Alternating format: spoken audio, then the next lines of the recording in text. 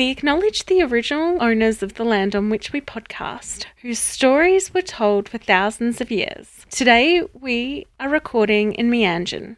We pay our respects to elders past and present who may be listening. Sovereignty was never ceded. A quick note before we get started that there may be some swearing in today's podcast. If you don't like swearing or usually listen with children in the car, you have been warned.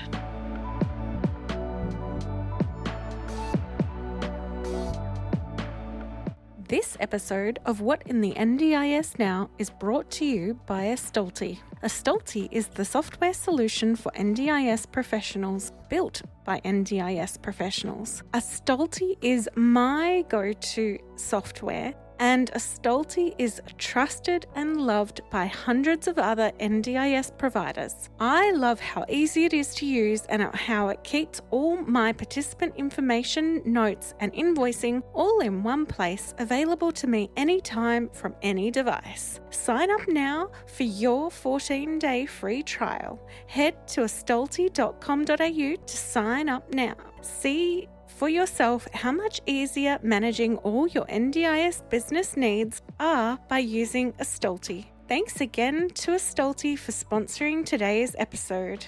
You're listening to What in the NDIS Now, a podcast where I, Hannah Redford, and my friend Sam Rosenbaum interview participants and providers about all things NDIS. Hey Sam, how are you going? Yeah, really good, Hannah. How about yourself?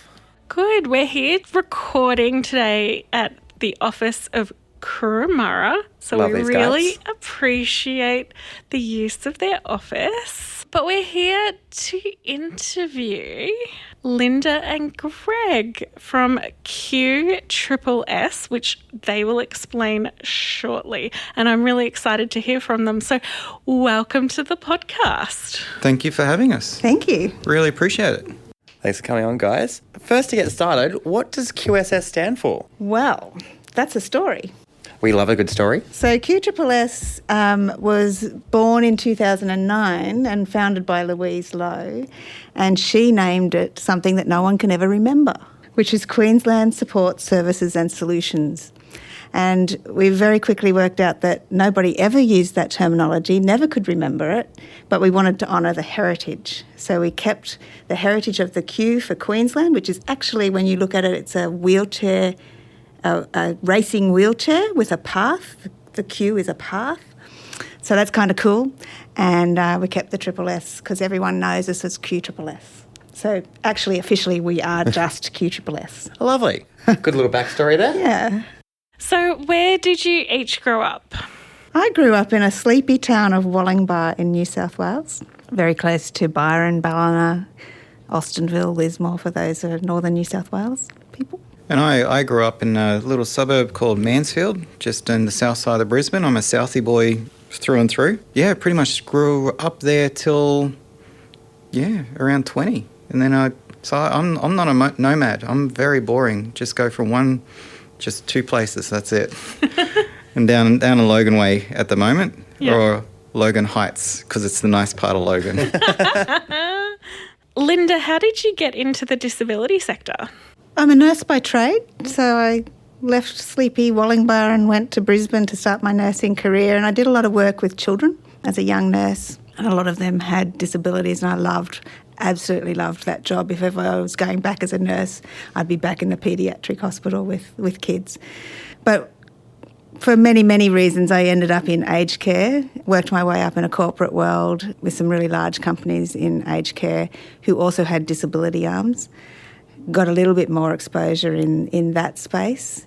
And then in a bit of a change of life career, getting out of the corporate world, I actually met Louise, who was the founder, is the word I'm trying to say, of QSSS. And, we got to talking, and she eventually allowed me to buy the business. So that's how I ended up fully in the disability world. But I've had a very long history in that space. Yeah. And Greg? Well, I was sort of dragged along by the scruff of the neck by Linda, to be honest. In a good way. It's so essentially my background is in compliance, So I've pretty much been in that compliance space for a very long time.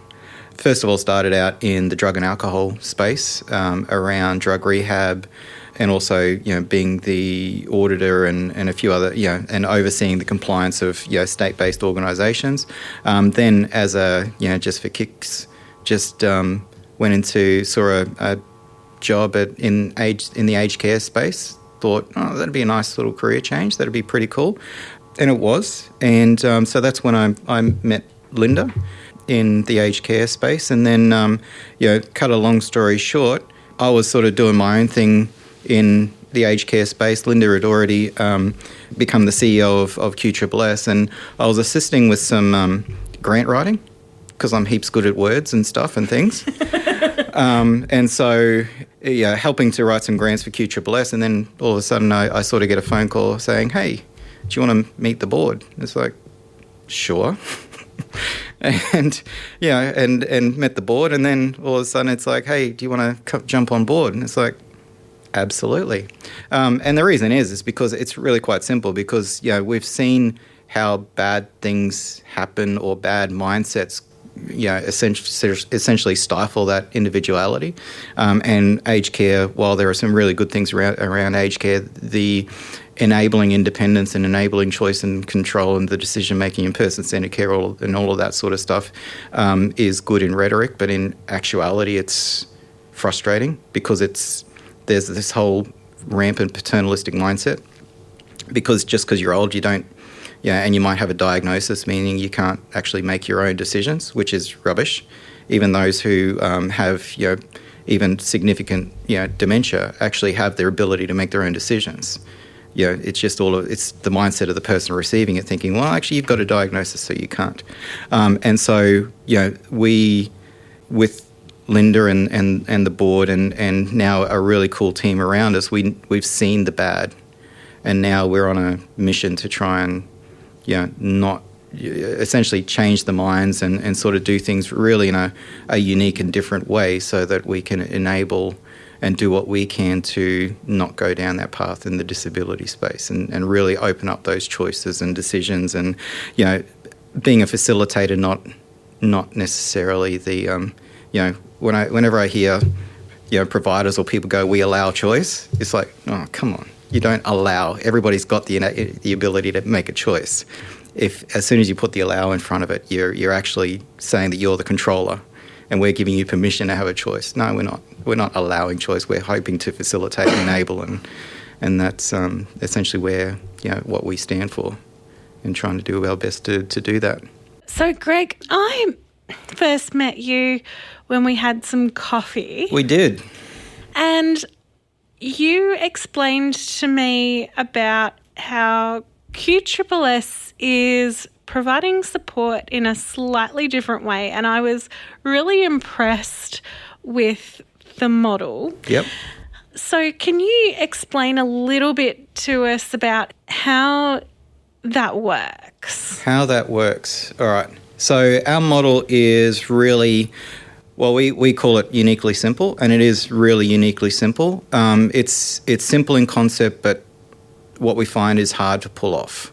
So to cut it, to really get to the crux of it, where you find a lot of people in the industry, or providers in the industry, have their proverbial pool of support workers in the wings, and you get a phone call saying from either a support coordinator or a participant saying, hey, I really like what you stand for, can I have supports? Well, ordinarily what we find is that it'll be, we've got people ready in the wings for you.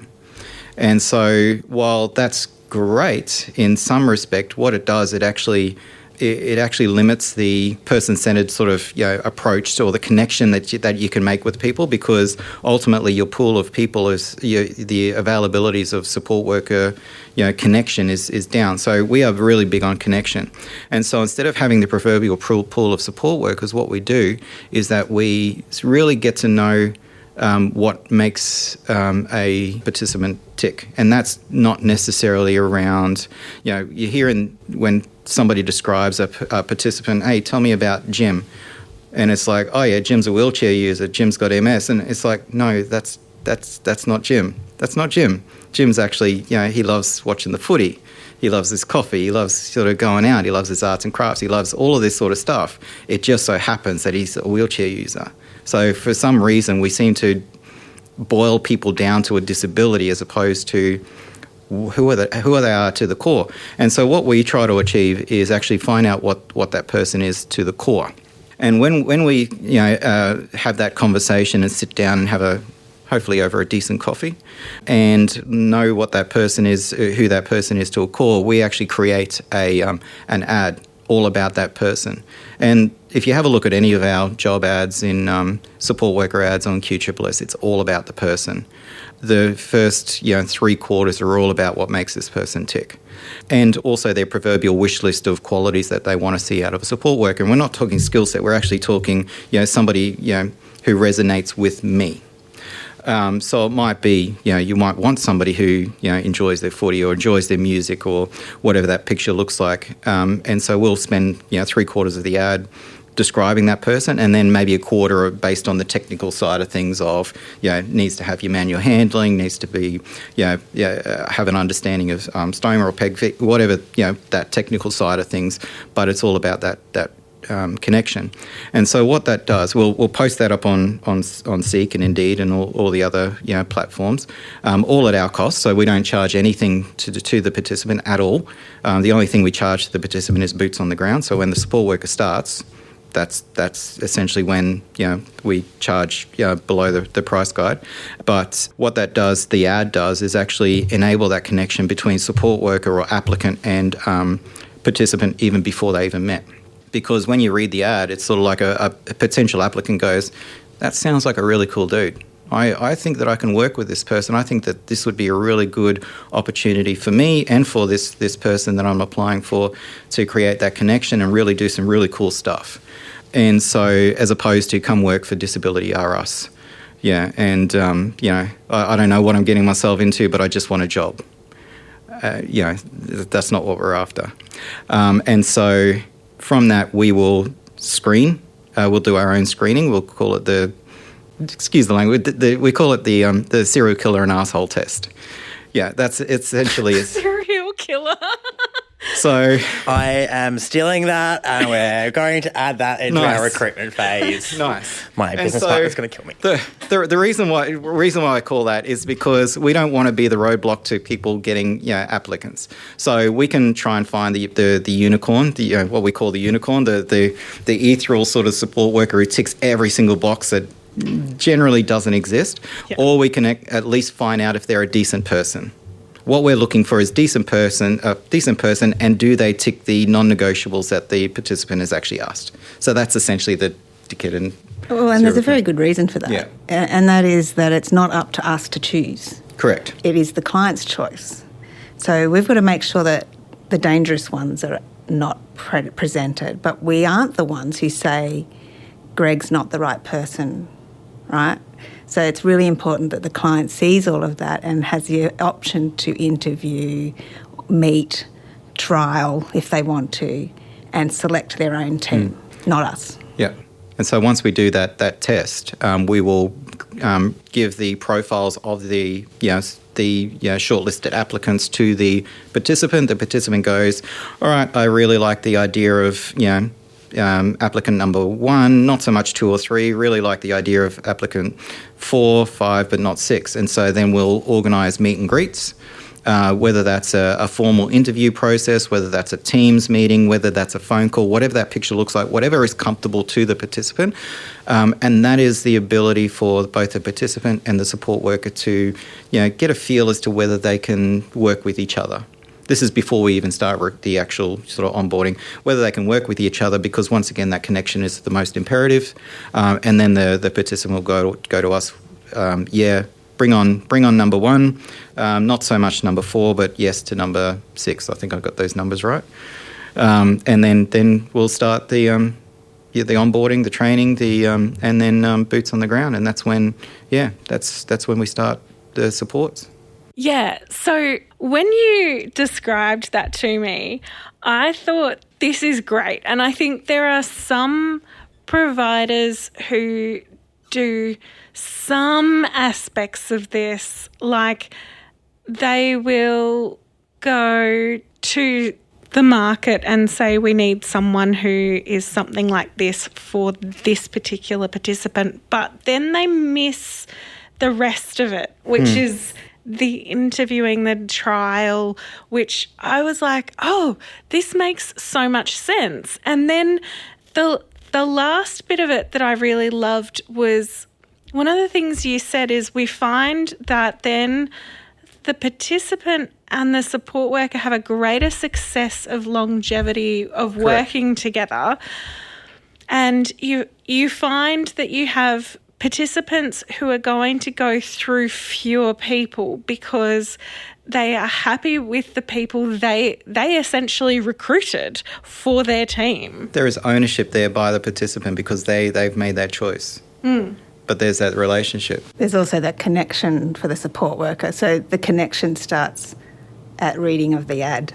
Because they read an ad, they connect with an ad, the person that the ad's about, and then they go and meet that person. So it's almost like a dating website in a way, because you're matching people without with the right. That sounds awful, but it is. It's a matching service, right? Yeah. So you want people to and then they almost have to break up. Yeah. If they leave, like support workers have to let someone know that they're not going to be the support worker, the client know, and that's pretty hard. So I've been in the industry way too many years. It's over 30 years now, and this is the lowest ever turnover rate in staff, ever. Well, that's quite phenomenal. It's phenomenal. It's significantly lower. Especially in this industry. Yeah, from all industries, it is a breakup. And it's not by design. We're not trying to, keep people hostage. It's just because when you make that connection, it's really hard to break that connection. Having said all of that, when someone's starting out with building their team, there is a bit of a turnover in that first couple of weeks, 2 months maybe, depending on the client, because they'll try somebody and it won't quite work. And that's okay. That support worker might connect with another client somewhere else, but it's not right for that particular client. And that's okay. We just work through that until they get their solid, what we call a solid team around them, one that can cover all of the shift fills, all of the sickness and the annual leave and all of those things. They really manage between themselves then, which is really cool. And then you also don't have the support workers, what we call the milk run. You see a lot of support workers going from one participant to another participant to another participant, all in succession. And then if you're later on in the day, then good luck getting a support worker on time because you've got all these people in front of you. We don't have that proverbial milk run either because it's their team. Sure, we might have support workers who might be on a few different teams, but we will manage that situation because since there's other people on the team as well, we can make sure that milk run just doesn't happen. And so when a participant wants a support worker, that's when they get a support worker, not, we can't actually fit you in at that time. How about this time? No, that's not it. You want a support worker at this time, provided it's within the rules that we all work under, then there's no reason why, and provided it's in your funding and your budget and all the other technical stuff, provided we can make it happen, it's going to happen. Yeah, this is a really interesting concept to me, especially from the employee experience and from a staffing point of view. So if a support worker is coming on board, do they just look at one participant, or do they sort of potentially have multiple participants that they might be connected with? It completely varies depending on the individual and how much they want to work, and how many clients like them. At the end of the day, they've got to sell themselves. Yep. Right? Like that. So there is some of our star performers out there actually do know many of our clients, and they're actually in hot demand to be on a team. We're very careful about that, though. We don't want to spread people too thin that they're not available to the team, every team that they're on. So that's really important. So that's a bit of a balancing act behind the scenes to make sure that that's not happening. But they can. So some will have a couple of clients that they go to see. Some will just be just for that client and nobody else. Okay. So it sort of works a little bit flexibly on that individual's financial needs ultimately, because Yeah. that's why we all have a job. That's what's right. Yeah. So if you're sort of wanting full-time, we've got that opportunity versus... Yeah. Some of them work more than full-time Yep. hours. We try not to do that. Yeah. Yeah, sometimes we have to save support workers from themselves. Yeah. Because they want to, just give me all the hours you got. Well, we got a responsibility as a responsible employer to actually manage your workload, regardless of whether you want to manage it or not. We'll make sure that we don't burn you out. But we do. Our workforce is casualised because we need that. The participants need that flexibility, more to the point. As soon as you've got a contracted workforce from a support worker perspective, then you've got your minimum hours that you need to meet. And then if, say, for example, a participant goes on holidays or goes to hospital, whatever, then we essentially have to divvy out support workers who, to other participants who they might not have met before, and it sort of goes all against our model. So by having that casualised workforce, we've got that flexibility. We're not beholden to any minimum hours, and we do like to look after our support workers as much as we can, but ultimately it's the participant who chooses the hours in which they get. So, and we don't, as an organisation, we don't stipulate. We hear a lot around, we're not going to take participants on board who are less than 8, 10, 12 hours a week or whatever. We don't do that either. We had 20 hours a week or two ago. Oh, 20, yeah. That blew my mind. Yeah, we don't take participants who are less than 20 hours a week. And it's like, what are you doing? Like, that's crazy. Yeah, that is one of my bugbears. Or some of my participants might only want a 2-hour shift while they get to know someone. Yep.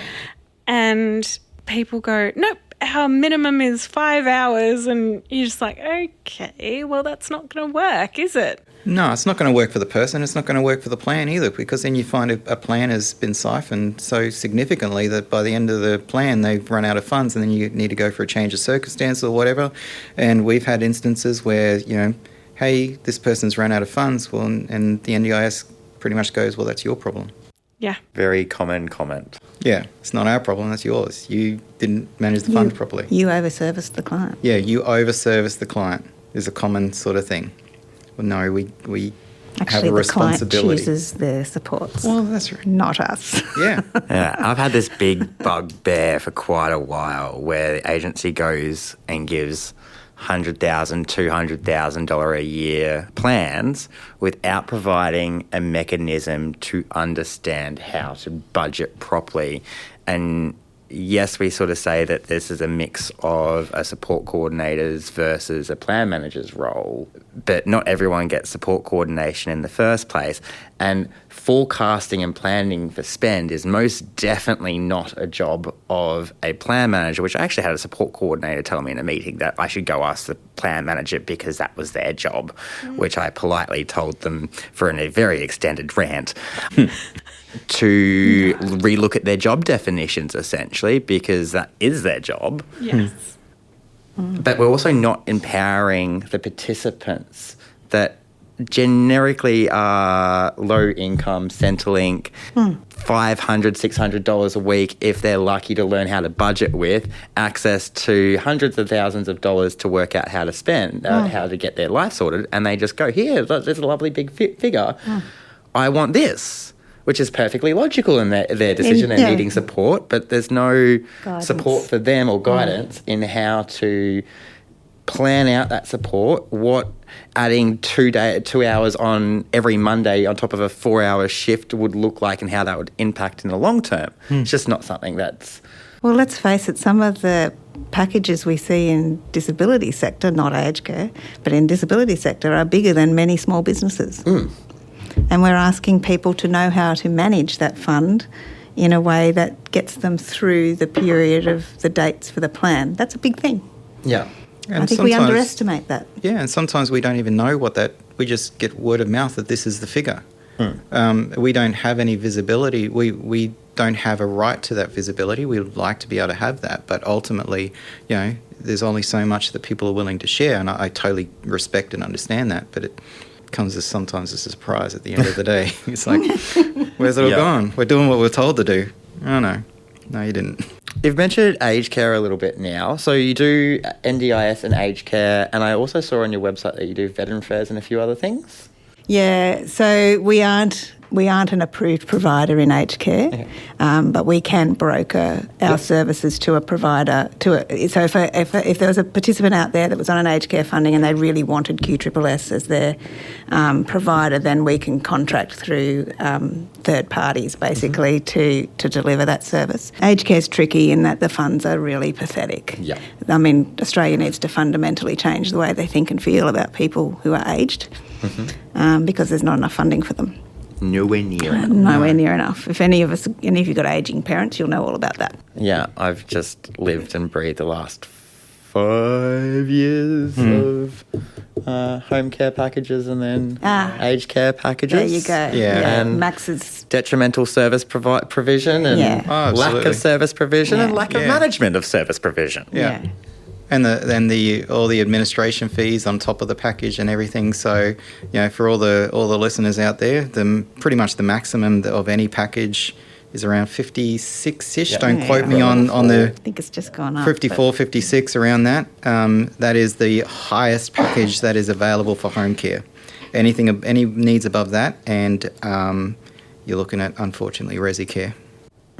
And then you've got admin fees of about 12 to 15%, and then management fees of approximately the same amount. Yep, and that's for everything. That's for your allied health, your personal cares, your nursing. That 50-odd minus admin fees needs to cover everything. Which is a very hard task to achieve. Oh, yeah. What made that decision from you guys as a business to sort of hit those multiple areas rather than just focusing on NDIS? And how has that kind of impacted the overall viability and then also part of your strategy planning for that? Yeah, so the short answer is we focus mainly on disability. Our heritage is that we had a couple of clients in the DSOA world, so that they're people with a disability who are funded under DSOA, Disability Supports for Older Australians, because they were over 65 when NDIS came in. So they're still on our books and we'll continue to love and support them through their journey because that's not easy either.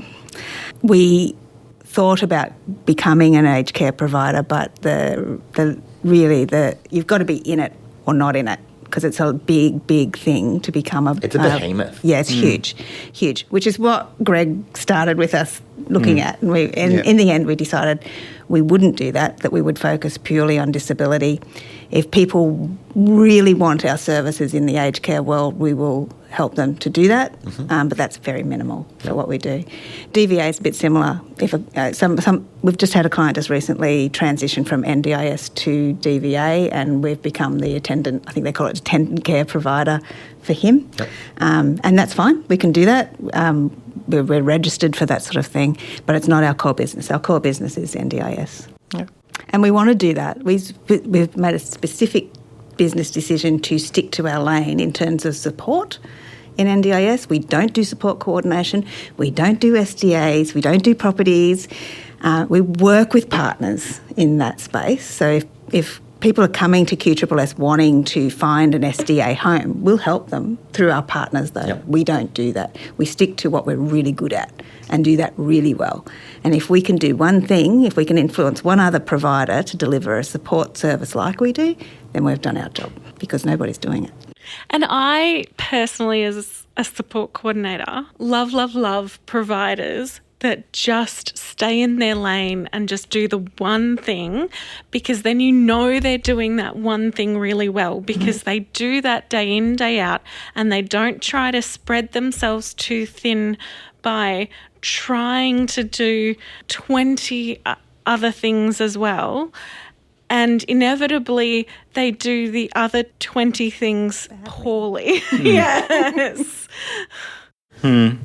I mean, yeah, it's the whole sort of conflict of interest debate as well. We've had discussions about expanding and all that sort of stuff, but ultimately, like what you're saying, we feel we're really good at what we do. So why would we want to jeopardise that? Why would we want to sort of, essentially dilute what we're doing really well and trying to be essentially a master of none. So, we've got a little bit of a cynical view when it comes to, we see when providers go, and we've got support coordination, we've got service provision, we've got allied health, we've got nursing, we've got SDAs, we've got SILs, we've got everything under the sun. But, choice and control, everybody gets a choice. And it's like, well, yeah, but I'm sure there's a little bit of leading the witness, Your Honour. I'm sure that there would be a little bit of that. And I wouldn't mind so much if you actually, if somebody comes to you under a banner of, say, support coordination. All right, so you come under support coordination, that means that that's the only thing you are engaged with that person with. That doesn't limit choice and control because there are thousands of other providers out there who can do other parts of the business. But if we can sort of have a understanding within the industry of one person, one sort of reason for going, and we'll facilitate everything else, then that's cool. But to sort of then have support coordination, service provision, and essentially it makes it a lot harder, I would expect, from a participant to leave, because ultimately if I leave this arm of the business, then in my brain I'd be going, well, that jeopardizes every other single service that I get from this person. And so essentially I'm sort of locked in, as opposed to if I'm just restricted to accessing this service for this arm and everybody else is somewhere else, doesn't matter where it is, that's the true choice and control. And that's also the true choice and control to leave as well, without the jeopardizing of the other parts of the business. So it's we've sort of stuck to our lane, and we're passionate about that. Now, another thing I wanted to pick up was that you earlier said that you charge below the price guide. Yes. Or below the maximum. Yeah. So Well, it is a maximum. Yeah. How do you do that? It's really simple, uniquely simple. Uniquely simple.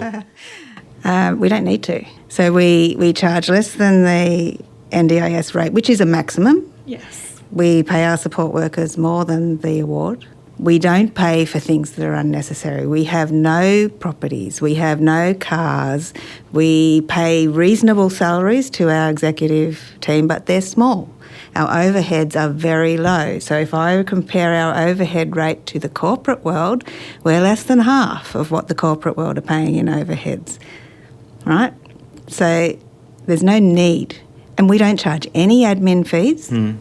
We only charge for every hour of support work that goes into the home, whenever that is, whatever rate that is, And we still make, we are not, the owners of this business are not in it to make our mansions. We're in it to make a fair and equitable living, yes, but we're not here to lose money. But we're not here to line our pockets. We're here to deliver a support service to vulnerable Australians that deserve better. And that's what we're doing. So we'll always be slightly under in that way. Yeah, and so when it comes to the actual sort of labour that's involved in setting somebody up, the boots on the ground, it can be hundreds of hours worth of labour just to get that first support worker on the ground, not to mention the cost of CCADs, which I think around a smidgen under $450 a pop. Just to put a support worker CCAD. And given that we're putting CCADs for every single participant, there's a lot of costs that are involved. And that's why, even though the concept is uniquely simple, it is, in reality, it's not that easy to pull off well. But even still, because we don't have, like what Linda was saying, the bricks and mortar, the vehicles, the uniforms, all of that sort of stuff, we absorb those costs and we can do it.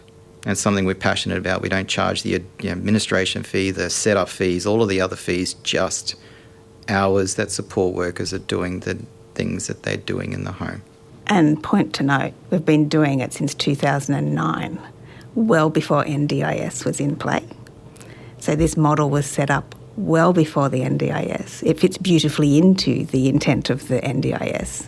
Yes, but it's not because of the NDIS. It's because the people who have been involved with QSSS, both Louise and us as the new owners, are passionate about. We actually want to disrupt the industry. We actually want it to change as a whole.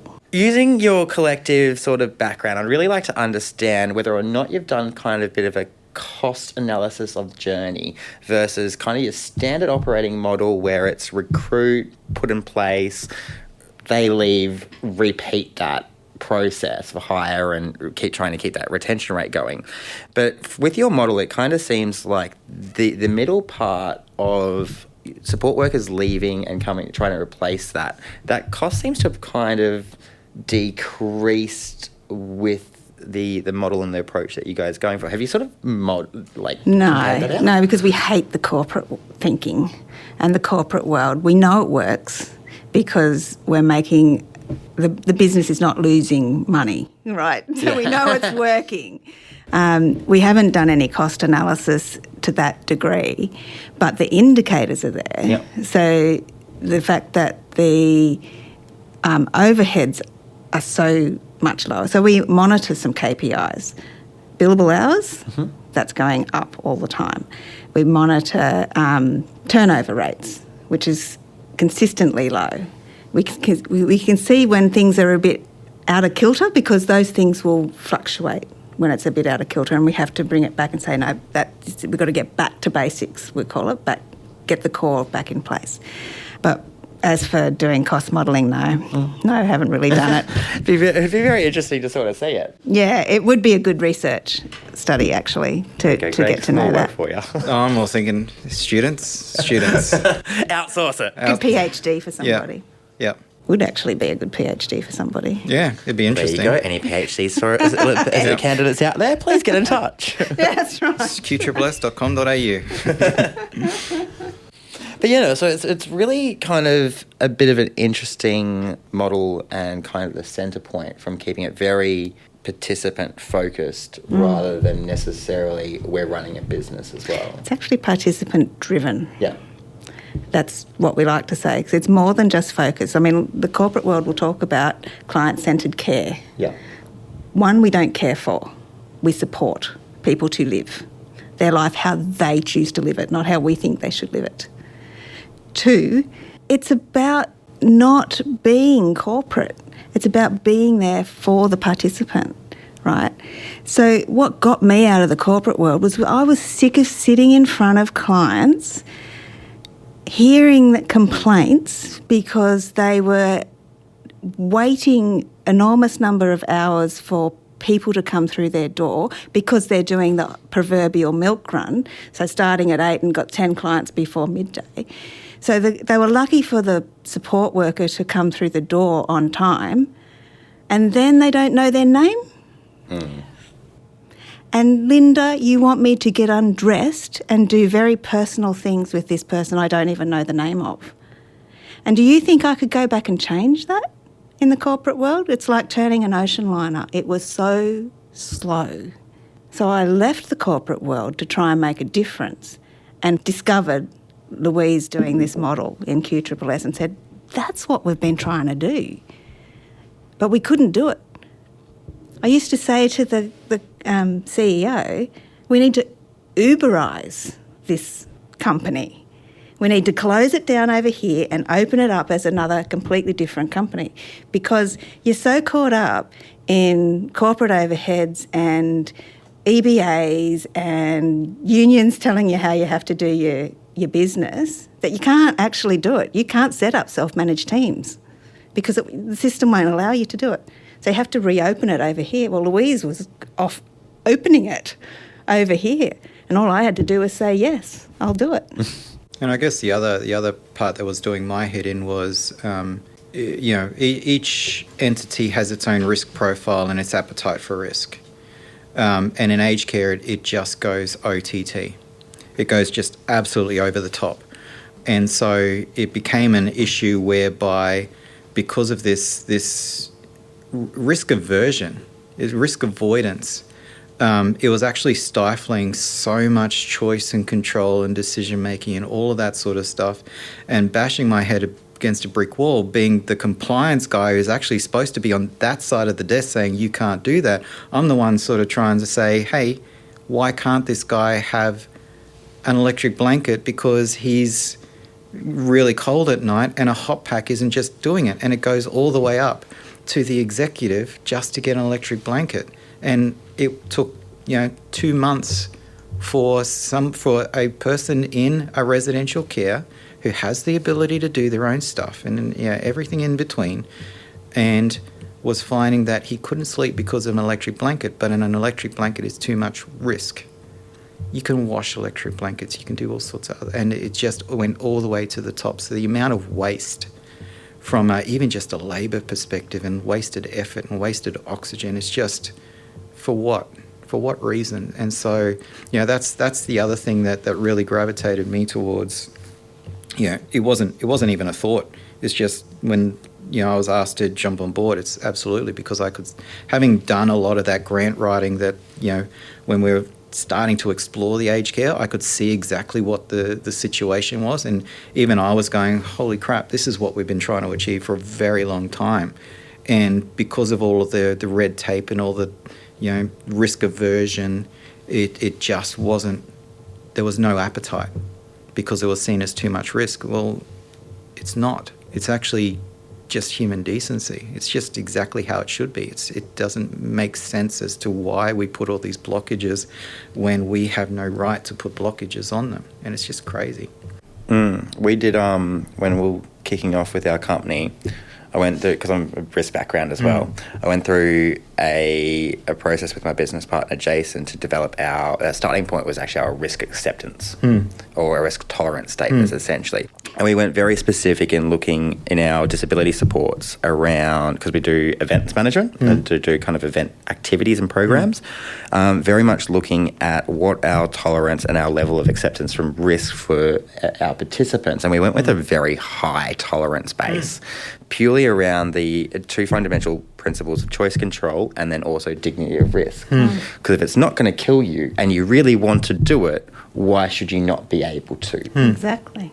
That's what sent one CEO under the desk and catatonic, because one of our aged care clients in a nursing home wanted to jump out of a plane. Oh, bless. I must admit, when I was thinking about an elderly man jumping out of a plane and landing, I'm thinking there may not be a bone not broken when you land, to be honest. You're aged, you're frail. But I sat down with him and I said, you do know that if you jump out of this plane, you may die. Because I wanted to hear what his response was. And he said, Linda, I could walk out that door, which was just outside in a courtyard, and trip on that step, and I could hit my head and die, but I wouldn't be happy. But if I jump out of a plane and die, my one last wish, because he'd done so many other risk-taking activities in his life, I'll die happy. And I said, well, how can I stop that? 100%. And so the CEO, I said to the CEO, we've got a resident who would like to jump out of a plane. I think I had to chase him under the table because he was a lawyer. Lawyers. But to give him credit, though, he said yes. He said yes in the end when we talked him through it. And he offered to sponsor some of the costs. Oh, bless. Yeah. So that was pretty cool. For those at home, I've got a smile on my face this whole story. Yeah, but that was a long process of beforehand, staff were saying no. And the activities officer that was on that day, I said, why are you saying no? And she said, gave a reason. I can't even remember what reason she gave. Because she couldn't possibly have it on her conscience if something went wrong. And I said, do you want to jump out of the plane? She said, yeah. I said, no, you can't. I just looked away. And she goes, why not? And I said, because I said you can't. She goes, but I said, that's what you're doing to our resident. Stop it. He has a right to live his life the way he chooses to live it. Doesn't matter whether he's aged, doesn't matter whether he's living in a residential care, and it's no different in the disability sector. People have a right to live their lives how they want to live it, not how we think they should. And it's not up to us to judge. It's up to us to facilitate. Yes, tell them the risks. Talk to them about the risks if there's risks. But don't ever stop somebody. That's their choice. Yeah, so this is another area in which I'm really passionate about, and I've done so many different talks to so many different rooms around the whole dignity of risk concept. And the problem is that it's actually seen as a concept, not necessarily a series of steps. And the series of steps are essentially, well, how, first of all, not why is this bad? It's how can we make this happen in the most safest way possible? And also the understanding that everybody's got a different tolerance of risk.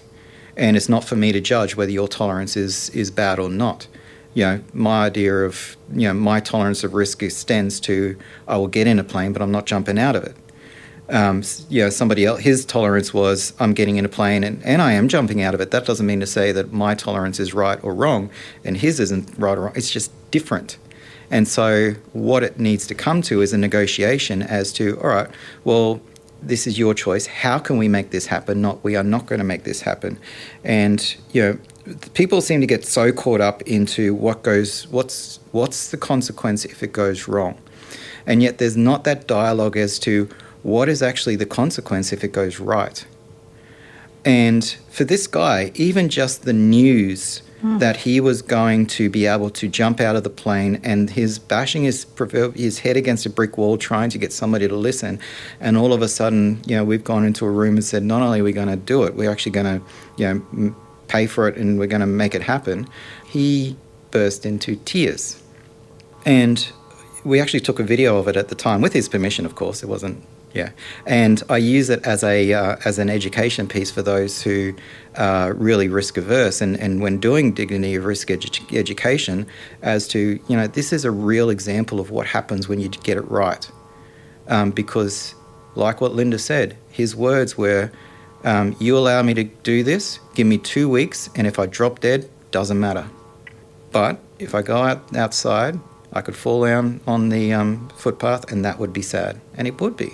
Those 2 points resonate with me all the time. And I never get sick of seeing that vision, because people lose the fact that what actually happens if it goes right. How cool is that when you got other people who are making this decision for you saying, no, you can't. Well, you know what? You can. And we'll make it happen. We'll help you to make it happen. And it's really cool. It's special. I really love that story. And also the video. I'd love to see a copy of that one day in time. Yeah. But it's your whole point around why not? What's going to be that issue if it does go ahead? Why do we have to focus on not letting it go ahead? And so, when it comes to dignity of risk, there are 2 basic premises, and that is, one is it going to, is this person likely to suffer real and permanent injury, permanent, or death?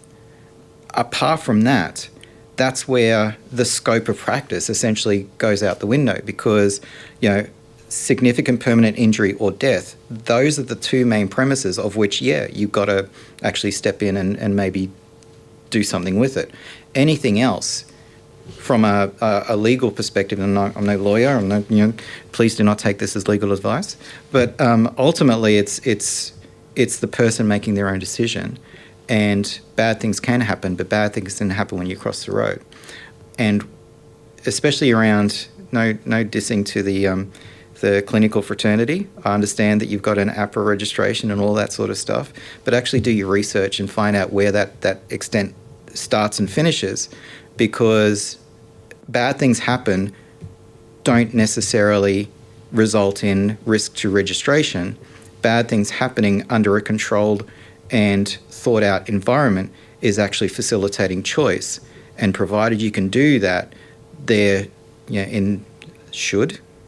not giving legal advice, but there should be no issues with your registration. So don't use your registration, or don't use your own sort of bias as a means to stifle that choice, because, like I said, you unlock that ability and it is nothing short of magical. You've also, if your risk tolerance is that low that you are not willing to take on that risk of the participant jumping out of a plane, then refer them to a different company that might be more willing. Like, you go, Stop it. I'm a teeny tiny provider. I really can't take on that risk. But at QSSS, they're happy to do those sorts of things. So how about we can even split your funding? You can have a few hours a week with them, a few hours a week with us, and then we can organise you to jump out of a plane through that. Well, see, that's the also common misunderstanding, because we are not skydivers, and we are not expected to be skydivers. That is not our expertise. So as soon as you pass that responsibility on to the person who is the expert, so the skydiving company, your responsibility essentially ceases. So you don't take the responsibility of the risk management process from the skydivers, as long as the person who is overseeing that risk has done their due diligence and done their risk assessments and all of that sort of stuff, has every single bit of information. So this dude was 85, turning 85, I believe, had all sorts of bone density issues, a few other bits and pieces. But as long as all of that is given to the people who are charged to do that, the experts in that specific field, with consultation with the GP, who did actually say, yeah, it's probably not a good idea, but I see where you're going. Even the GP was like, yep, okay, bad idea, but you be you. So all of that sort of due diligence, it's not your risk to take. Same as though that activity person, it wasn't her risk to absorb by saying, I couldn't possibly have this person on my conscience. Well, that's not your risk to stifle. You've taken too much on. It's not you. This is a really good example. And another one that I was working with Hannah, with one of her participants, to take them on a camp. And they really wanted to do two activities, which was go kayaking and get to the beach and play in the sand with their daughter. Nice. That was the two things. She wasn't a very lightweight lady, so Okay. I had to go. So we met up with a kayaking team up on the sunny coast, and worked with them for them to run the organisation, and then work with Mooloolaba Surf Life Saving Club to be able to bring in extra matting to add on to the existing matting to bring them down to the shoreline with the hoist and wheelchair and everything else as well. Nice. So it wasn't necessarily me taking on that kayaking risk. It was me working with the adventure provider to go, hey, look, this is the stipulation, this is what we have to work within. Non-mobile needs a hoist to get in, so we had to get lovely little mechanical wheels and stuff to put at the front and the back so we could roll the hoist under. So just working out those different differences to make it happen, and then essentially sharing the risk of it happening. So I'm not taking on that risk, I'm engaging with a professional that does it. They've got their own liability, and even mapped out the whole kind of rescue plan with going into a hydrotherapy session with them to be able to get them comfortable with me to bring them back to shore if that was needed as well. So it's kind of just looking more at not just the risk, but how do you mitigate and get the activity to happen? It's calling on the respective experts in that particular, all the different components of that risk. So in your instance, I would expect the experts in the support, the actual on the ground support side of things. So that's where you sort of coordinate with, those others. The Mooloolaba Surf Club might be the owners of the risk when it comes to the actual on the water sort of stuff, or getting that person down to the water. The GP or whoever else might be involved is in, what the medical sort of consequence and repercussions. There are a whole bunch of different people who've got elements of that. And provided each one understands what the other person's doing, there's really no reason as to why a suitable solution can't come up. But quite often it's the reason why the blockage is because the outcome stops the process of actually thinking what are the steps. So the outcome might be this person getting on water. There might be a little bit, there might be a medical condition as to why that might end up in something potentially going bad, and then because there's something potentially going bad, it's a bad idea, as opposed to if you chunk it down. All right, well, what is it? What are the parts? This part, this part, this part. How can we first of all get this small part sorted? All right, then move to the next, then move to the next, and move to the next. And then what you actually find is that the risk that you thought it was is not actually as insurmountable as what it originally seemed. The problem is that this is a very personal opinion. I think that because we've got all these unconscious biases going on in our brains, that In the case of the activities officer, her unconscious bias was he's old and can't do such things. Now, you can imagine there's a lot of unconscious bias out there that just stops people from even getting to the point of having a discussion around it. They just put it aside and say, no, that person can't do that for whatever reason. We've got to smash that, really. We've got to start questioning that as a society. Absolutely. Well, we've come to the point of the program where we are going to ask you, in your ideal world, what would the future of the NDIS look like? Who wants to start? That is a loaded question. That's why we ask it. Yeah. I think in an ideal world there'd be less political reasons for things and more focus on, as Australians, we need to ensure that we've got the adequate funds and systems in place that support people who are invisible to society. Whether they have a disability, whether they're aged, whatever it is, that the system is such that it supports those people with less complexity. It's way too complex at the moment for the average Joe Blow to even start the process. We have to reduce the complexity so that everybody has the ability to access the support they need, whatever that looks like for them. For me, there seems to be a significant knowledge drain when it comes to the decision makers who are making the decisions of who gets what, who needs a review for what. You know, I always get nervous when entities make a recruitment drive, and by the sounds of it, there's a recruitment drive a lot in the NDIS. We've seen it in the aged care space a lot as well.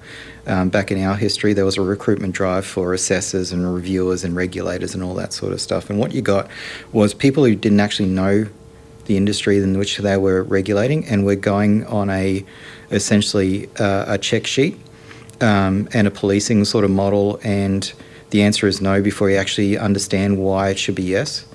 You know, it's really, you know, just a brief sort of rundown of what one of the arguments that we've had just recently around, you know, we were having to avoid a hospital admission, a social hospital admission. We continued with supports.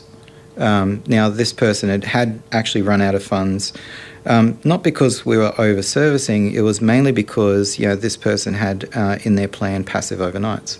And because of this person's disability, the support workers needed to get up, you know, quite a lot of times during the night. And, you know, as is, you know, within the SHADs and all of the other sort of, you know, you actually have to pay for that.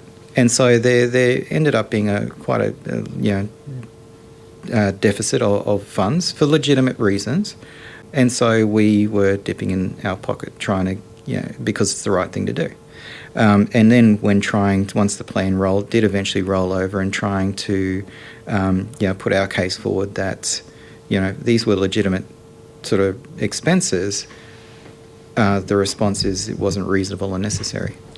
And so I don't understand how, you know, none of us really understand how a social hospital admission, which would be a significant financial drain on the entire system, is not reasonable and necessary when it's actually cheaper to have, you know, top up the funds a little bit to avoid that hospital admission, because, you know, what I can only imagine is it doesn't fit a criteria.